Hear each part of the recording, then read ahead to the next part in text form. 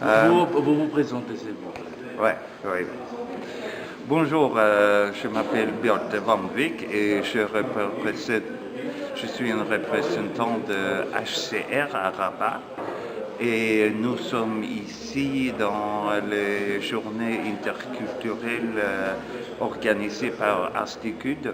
On trouve que c'est une occasion très importante, nous sommes honorés d'être ici et surtout pour informer par rapport à la procédure d'asile, comment on fait, comment on se présente comme un demandeur d'asile et quels droits on a aussi comme réfugié et quelle assistance on peut offrir à des réfugiés ici au Maroc. Alors, mon intervention portera sur Joie Boulet. Le volet concernera la création de l'association. Deuxième volet, c'est les activités culturelles de l'association. Et le troisième volet portera sur les propositions qu'on essaiera de faire au niveau de la ville de Mouchta. Bon, merci beaucoup. Le collectif de communautés sud-sahariennes est une association sud-saharienne, comme vous l'entendez très bien. Elle regorge toutes les nationalités confondues sud-sahariennes, ça veut dire les Camerounais, les Sénégalais, les Maliens, les Guinéens, les Nigériens, les Ghanéens. Alors, cette association a vu le jour en 2011, précisément. Pourquoi 2011? Parce que jusqu'aux années 2005, il n'y avait qu'une seule association qui plaidoyait concernant le problème de la migration, qui s'appelle le Conseil des migrants. Alors nous tous, nous étions à l'intérieur de ce Conseil des migrants. Alors on a un peu réfléchi, on a dit une association pour défendre tout le Maroc très petite et qu'elle ne pouvait pas le faire. Donc il fallait absolument créer quelque chose et changer un peu, apporter un petit plus au niveau du plaidoyer. C'est pour cela qu'on a rajouté l'interculturalité dans le statut du collectif de communauté sud-saharienne. En passant, cette association a été légalisée le 12 octobre 2015. Alors, comme activité culturelle, nous tous, comme vous le savez, avant les années 2014, il y a toujours la loi 0203 qui réprimandait et qui continue à réprimander les sud-sahariens jusqu'aujourd'hui au niveau du Maroc.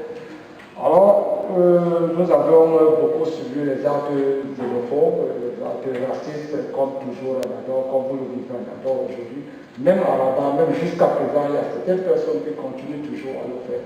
Alors, c'est dans ce cadre que le collectif a réfléchi dans son volet 2 de son statut de règlement intérieur de mettre en activité le volet culturel parce qu'on a réfléchi qu'en s'associant avec les Marocains, on pouvait essayer de bouger les lignes. Alors, comme activité jusqu'à nos jours, nous avons essayé de monter une troupe théâtrale qui est mixte jusqu'aujourd'hui, qui est composée d'une moitié marocaine, des jeunes marocains du quartier de vérité, ainsi que des jeunes marocains qui y vivent, les jeunes sud-sahariens qui y vivent dans ces quartiers, pour essayer de changer un peu la mentalité par la culture et le sport. Parce que la culture n'a pas de frontières. Le sport aussi n'a pas de frontières. Donc en ralliant ces deux peuples, nous avons réfléchi que nous pouvons un peu bousculer les lignes. Alors c'est dans ce sens que nous avons monté une troupe théâtrale qu'on a mise à jour jusqu'aujourd'hui. Et nous avons fait une première démonstration à la salle Bahini l'année passée, auquel nous avons invité toute la population marocaine qui vit dans la ville de Rabat, dont la salle était pleine et le succès était vraiment, je vous assure, incroyable. Alors nous nous attendions à plus de 20 à 30 personnes dans la salle, nous nous sommes retrouvés avec plus de 150 personnes dans la salle. Et cela a été une expérience pour nous. Ainsi, après cela, on a initié les ateliers de peinture. Et on s'est dit qu'avec les jeunes de quartiers défavorisés marocains ainsi que des sud-sahariens, ils pouvaient aussi débusquer certains problèmes qu'ils mènent dans la société au niveau de leur quartier. Donc on a initié cet atelier de peinture qu'on a laissé au libre choix de tout un jeune d'essayer de dessiner, de peindre ce qui le plaît, ce qu'il voit de mieux, qui va aider à ce qu'il y ait l'intégration entre les deux peuples. Alors jusque-là, nous avions eu pas moins de tableaux déjà peints qu'on va essayer de disposer d'ici la fin de ce mois, toujours dans la ville des Bambans. Et ainsi, nous avions initié en 2013 avec nos partenaires du ACR un projet qu'on a dénommé Rabat Playground, qui concernait le sport au niveau du basket. Malgré de multiples échanges, on avait changé plutôt Morocco Playground, puisqu'on a essayé d'élargir ce slogan à travers tout le Maroc. Alors, la première édition a eu lieu en 2012. C'est paradoxal, parce que nous, le HR, on voudrait bien que les immigrants sont régularisés, qu'il y a un bon système d'asile, que tous les réfugiés sont reconnus et ils peuvent vivre ici. Donc, est-ce qu'on veut suivre un autre chemin et dire non, ça ne va pas? C'est pas possible pour le Maroc. Ou est-ce qu'on peut continuer d'essayer de plaidoyer, de faire des pressions et la politique par rapport au Maroc pour faire ses obligations par rapport aux réfugiés surtout, mais aussi pour des droits des migrants? Question pour monsieur. Je termine. Monsieur le représentant des ensemble, il faut s'imposer. La présence, il faut l'imposer. Je parle à tout le monde. Je m'excuse ce qui s'est passé à Nador, parce que, comme on dit, à Nador, moi comme Marocain, je suis noir, je reçois ce que je reçois. Je suis Marocain. Il ne faut pas penser. Ce qu'on va faire, c'est changer la mentalité, comme elle a dit. S'impose. Il faut être présent. Il dit n'importe quoi, il me regarde n'importe comment, mais moi, il faut être présent. S'il me regarde avec un geste et je le regarde avec un double geste, que je fais le dos, non. Je le regarde aux yeux et il me regarde n'importe. C'est ça pour être. Je l'accepte, même si on ne m'accepte pas, je l'accepte. Ça y est. On ne peut pas vous donner votre liberté. C'est à vous d'arracher votre propre liberté. C'est ça la vie. Merci beaucoup. Bernadette. Oui, bonjour à tous. Ma première question s'adresse à mademoiselle Nyama. Je salue déjà le travail qui a été fait. Si j'ai bien compris ici, votre association aspire au changement de mentalité. J'ai une remarque. Déjà, vous êtes une association de jeunes et ça, c'est une deuxième journée interculturelle africaine en Nador qui concerne des jeunes. Vous n'assistez pas déjà avec nous. Il y a des jeunes migrants qui sont ici victimes, avec qui vous étiez censés échanger depuis le début. Si déjà vous n'assistez pas, quels arguments vous aurez quand il va falloir faire des campagnes dans le niche et dans des écoles contre le racisme, si déjà vous n'êtes pas ici avec nous pour échanger? Je remarque juste que vous venez présenter votre association, mais depuis mardi, on ne vous ressent pas. Et il y a des jeunes aussi dans votre association qui étaient censés bénéficier de ces échanges aussi pour avoir plus d'arguments. Merci. La deuxième question s'adresse à M. Sané.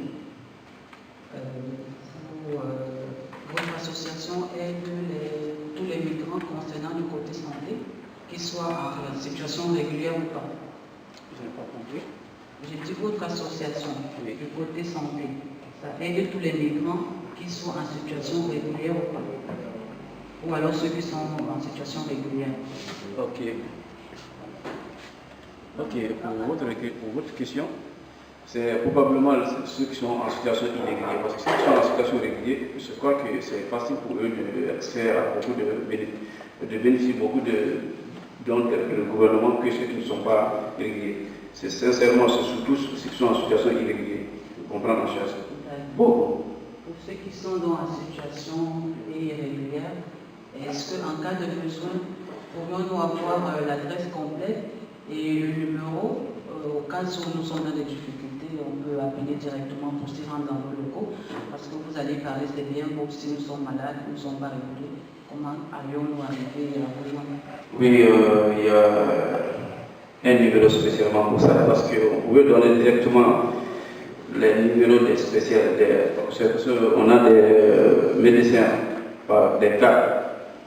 On pourrait vous donner chaque numéro, mais il est préférable pour passer par le bureau. On vous dresse une recommandation qui recommande que c'est Amélie qui vous a recommandé, que vous avez pris en charge normalement.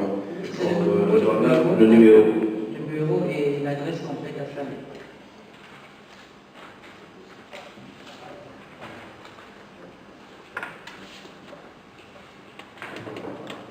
C'est Salévi. Issa. Salévi. Salé, c'est à côté de Rabat, la ville de Salé. S-A-L-E, ville comme la ville.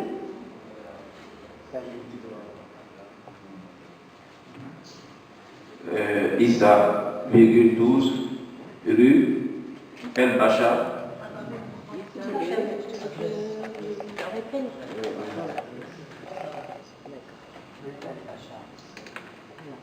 Issad, I-2-S-A-A-D.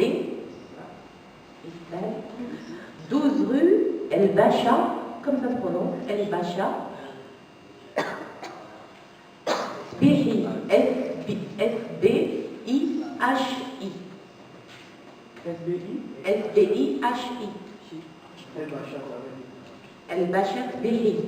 Appartement 3. 11 150 Rabat. 150. Appartement 3. 11 150 Rabat. Rabat Salé. Le numéro 06 16 87 55 87. 87.